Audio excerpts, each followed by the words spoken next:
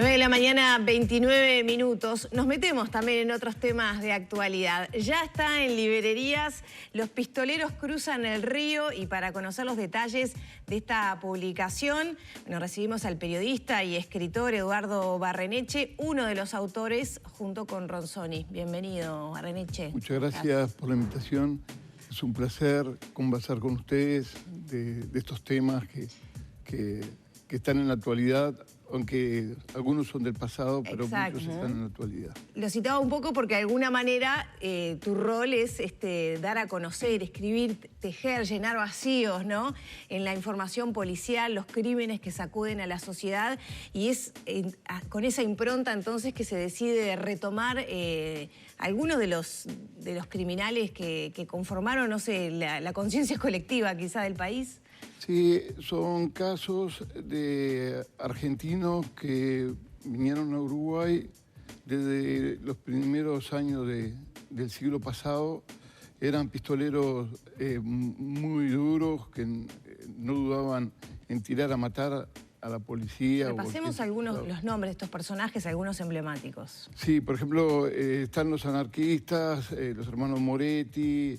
Está más acá en el tiempo, ya están otros pistoleros como Vilariño, Rey de las Fugas, Hidalgo. Son gente, bueno, y más acá vinieron gente vinculada con el Cotorra Loca. Este libro agarra todo de Liberaje, los anarquistas, hasta la época actual, donde los pistoleros abandonan el revólver, el arma, y lo cambian por una computadora y un mouse. ¿Cómo es ese proceso cronológico, digamos, para empezar por ahí? ¿Y por qué el leitmotiv de los argentinos en Uruguay? ¿Por qué ese vínculo? Porque los argentinos vieron que Uruguay era un filón, que cuando comienza a ser muy dura, allá por la década de los 40 del siglo pasado, la persecución de un policía llamado el Pardo Meneses, que era un policía implacable, el jefe de hurtos de Argentina. Los argentinos cruzaron el charco, por eso el libro se llama Los pistoleros que cruzan el río, pensando que acá Uruguay era una viña, que era más sencillo. Y al principio resultó sí una viña, porque en Argentina los esperaban, les armaban trampas, la policía. Y acá en Uruguay, salvo el asalto al cambio Mesina, allá por la década de los 20, por los anarquistas, no había esa experiencia tan cruel y de tanta violencia de los asaltantes. Al principio fue una viña. ¿Hasta cuándo fue una viña en esta crónica que ustedes realizan? Y durante 40 o más años, Uruguay no tenía esos episodios así. Primero fue el cambio Mesina, después ya en la década de los 60 el cambio Paganini, con ya el Mincho Martini Corena, que Jaime Ross lo colocó en su canción Brindis por Pierrot, y vino junto con el Mincho el negro Viña, que era argentino, y Vilariño, y ahí empieza a venir gente cada vez más pesada, con sistemas de robo a mano armada. No dudaban a tirar a matar, como ya dije. Ahora, Eduardo, ¿con qué se encuentra el lector? ¿Con casos aislados? ¿Con un vínculo entre todos ellos? Hablábamos del leitmotiv, que son los argentinos que llegaron a cometer estos crímenes en Uruguay, pero ¿con qué se va encontrando? Porque también Jaime Clara, por ejemplo, el periodista y escritor, habla de esos laberintos judiciales a los que han accedido ustedes. Sí, el vínculo es que primero la violencia, segundo las diferencias, estrategias de los argentinos en comparación con los uruguayos. Luego los uruguayos se profesionalizan, entre comillas, y empiezan también a ejercer una violencia muy fuerte. Y son una serie de historias que son, podemos decir, independientes, pero al mismo tiempo va llevando al lector a mostrar una realidad que se va plasmando hasta el día de hoy. Y se explica algunos asaltos ocurridos en los últimos años, por ejemplo, a los peajes, al Casino Carrasco, al Banco de República de La Paz, donde ingresan asaltantes a cara descubierta con arma de guerra argentinos. ¿De alguna manera sirvió como escuela entonces para los uruguayos ese accionar de los argentinos que cruzaron el charco?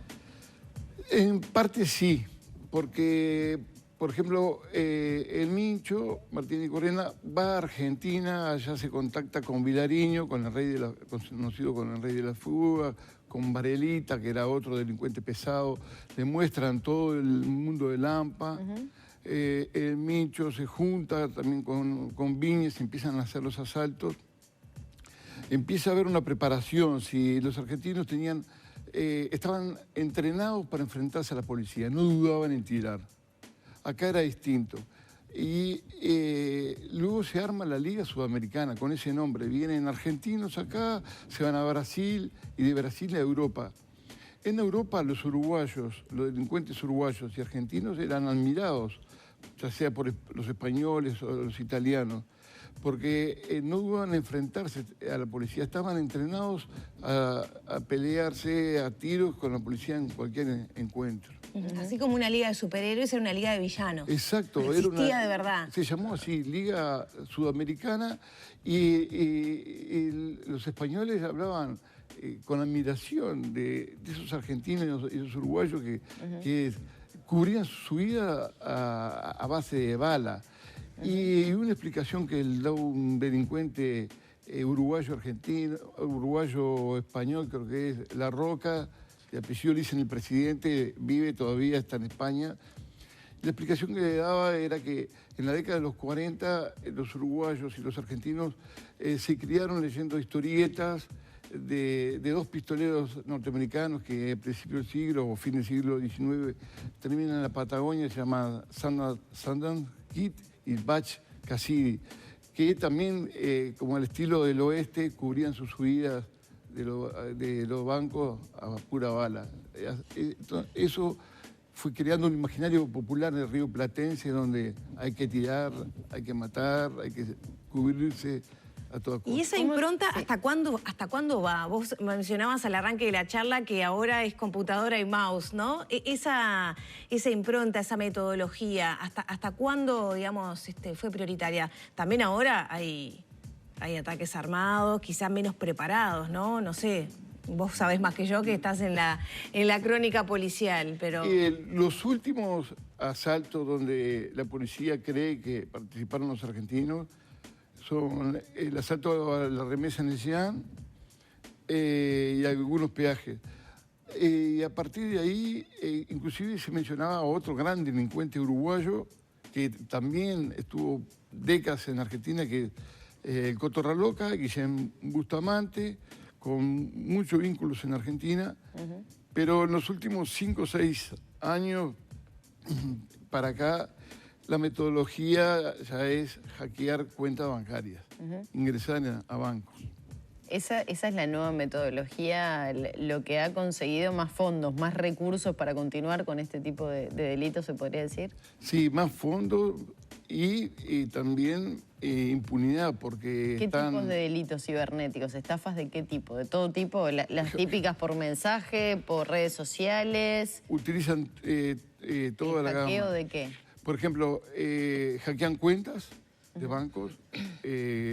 Han habido muchos casos que los mínimos salen a la luz, pero han habido hackeos de cuentas bancarias.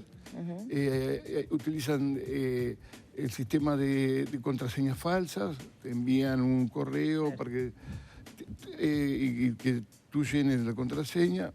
También utilizan el llamado telefónico, que es haciéndose pasar por un hijo, un tío, y apuntan a ancianas. El panel que utilizan es muy amplio. ¿Te enamoraste o te llamó la atención particularmente alguna de estas historias? Muchos son personajes con características casi, bueno, de cuento, ¿no? Que motiva la historia de vida y ustedes han tenido que ahondar mucho en ello. ¿Algún criminal de estos en particular no sé, llamó a la admiración? Admiración no. Bueno, digo admiración o que te llamó la atención o que... O el personaje hollywoodense, se podría Claro, decir. que te termina generando alguna simpatía en el fondo, aunque nos dé vergüenza reconocerlo. No, a mí me parece un personaje para una película, en este caso el Mincho. El Mincho era un tipo que no dudaba en matar a un policía para cubrir una huida o para defender a sus compañeros. Según cuenta Viñas, posteriormente, ya más acá en el tiempo, en el libro de Pablo Pera Piloto, y que Viñas, si veía a alguien que estaba mal, y el Mincho, perdón, Viñas contaba que el Mincho ayudaba a personas vinculadas con gente adulta, o gente mayor o niños que estaban mal, ayudaba con dinero, ayudaba a esposas de asaltantes, que tenía como un lado ahí de benefactor, pero era un criminal que tenía muchas muertes encima y no dudaba en usar la violencia. Y después como murió todo ese periplo, donde fue perseguido porque la policía uruguaya cambió su estilo, y a diferencia de la policía argentina que armaba ratoneras o los esperaba a la salida de los asaltos, la policía uruguaya los perseguía hasta bajo tierra. Entonces, pero el Mincho es un personaje llamativo, ¿no? Bueno, ya tenemos que cerrar la nota. ¿Cuándo van a presentar el libro? ¿Ronzoni está en el exterior? ¿Cómo van a organizar? Bueno, eso lo tiene que ver la editorial Banda Oriental y tenemos que ajustar esos detalles. Fue escrito a la distancia con él. Fue escrito a la distancia con él. Raúl es un ejemplo de profesionalismo y es uno de los creadores de la página judicial en los diarios uruguayos. Muchísimas gracias, Eduardo. Es un placer estar acá. Bueno, está hecha la invitación para disfrutar de estos personajes que han marcado sin lugar a dudas la historia de nuestro país y del Río de la Plata, ¿por qué no? Los pistoleros cruzan el río, ya está en librerías de Eduardo Barreneche y Raúl Ronzoni. Cerramos por aquí la charla, 9 de la mañana, 42 minutos.